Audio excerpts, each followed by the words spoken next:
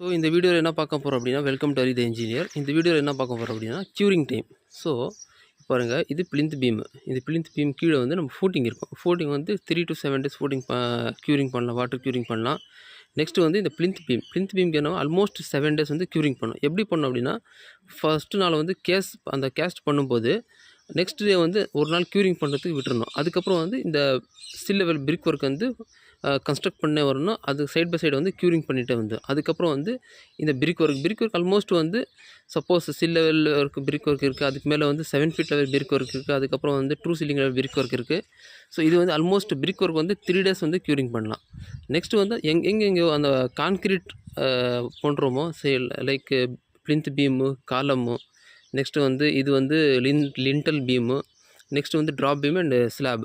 So slab விட்டுறலாம். இப்போதைக்கு என்ன பண்ணலாம் அப்படின்னா, பிளிந்த் பீம், நெக்ஸ்ட்டு வந்து லிண்டல் பீம், நெக்ஸ்ட்டு வந்து லிண்டல் பீம், நெக்ஸ்ட் வந்து காலம். ஸோ ஆல்மோஸ்ட் வந்து 7 days வந்து கண்டினியூஸாக க்யூரிங் பண்ணணும். ஆல்மோஸ்ட் எவ்வளோ பண்ணணும்?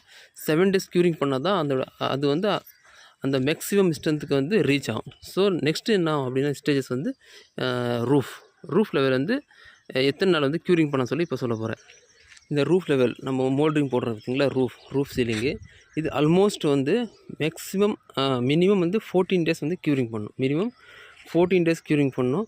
மேக்ஸிமம் வந்து 28 days க்யூரிங் பண்ணலாம். நெக்ஸ்ட் வந்து இதே மாதிரி வந்து அந்த இந்த ஸ்டேர்கேஸ் இருக்குங்க இல்லையா, அது மினிமம் வந்து 3 days க்யூரிங் பண்ணால் போதும்.